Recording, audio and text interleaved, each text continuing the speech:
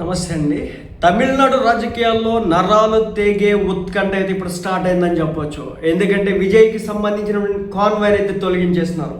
Elections result వస్తున్న రోజు మధ్యాహ్నం నుంచే ఫిగర్స్ అన్ని కూడా విజయ్ వైపు తిరగడంతో అప్పటి వరకు ఉన్నటువంటి బోసిపోయినటువంటి విజయ్ ఇల్లు కాస్త పోలీస్ అధికారులతో నిండిపోయింది. అనేక మంది అధికారులు వచ్చినారు, ఆయన్ని కలిసినారు. ఆ తర్వాత తన కోసం అని చెప్పి సెక్యూరిటీని ఏర్పాటు చేసినారు. అదేవిధంగా ఆయన బయటకు వెళ్తుంటే కాన్వాయ్ని ఏర్పాటు చేసినారు. ఇదంతా కూడా జరుగుతూ ఉంది. సో ఇలాంటి క్రమంలో ఇప్పుడేంటంటే విజయ్కి సంబంధించినటువంటి కాన్వాయ్ని తీసివేసినటువంటి పరిస్థితి. ఎందుకు తీసేశారు, ఎవరు తీసేశారు అనేది అర్థం కానటువంటి పరిస్థితి. రాష్ట్రపతి పాలన కూడా విధించే అవకాశాలు ఉన్నాయన్నట్లుగా ఒక టాక్ అయితే నడుస్తూ ఉంది.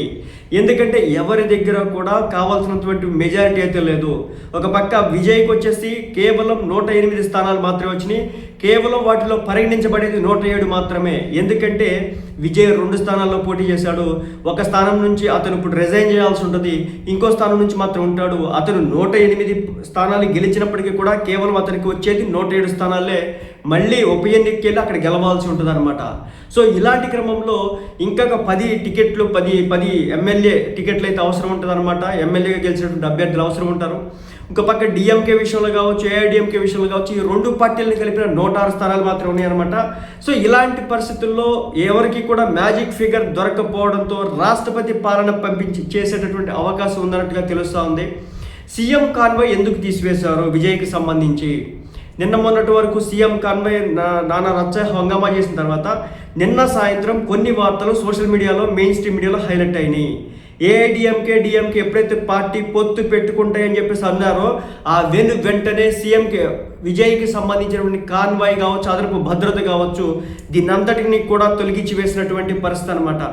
సో మళ్ళీ చెప్తున్నాను, సీఎం కాన్వాయ్ పరిస్థితులు అనుకూలించకపోవడంతో విజయ్ ఇప్పుడు తనకు కేటాయించినటువంటి సీఎం కాన్వాయ్ని తొలగించాడా, లేదంటే పోలీస్ అధికారులే తొలగించారా?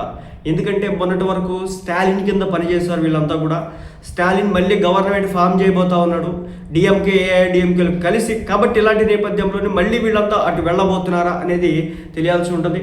విజయ్ తన బలాన్ని పెంచుకోవడానికి ఇతర పార్టీ ఎమ్మెల్యేల మద్దతు కోసం ప్రయత్నాలు అయితే చేస్తూ ఉన్నాడు. ఒకవేళ 10వ తారీఖు లోపు కనుక మెజారిటీ నిరూపించకపోతే కనుక ఆ రాష్ట్రంలో రాష్ట్రపతి పాలన వచ్చేదానికి అవకాశం అయితే ఉంది. సో మరి ఏం జరుగుతుందో చూడాలి. సో ఈరోజు రేపట్లోగా ఏదో ఒక అప్డేట్ అయితే మనకు వస్తుంది. వీళ్ళు పొత్తులు పెట్టుకుంటారా లేదంటే విజయ్ మెజారిటీ చూపించుకుంటాడు అనేది.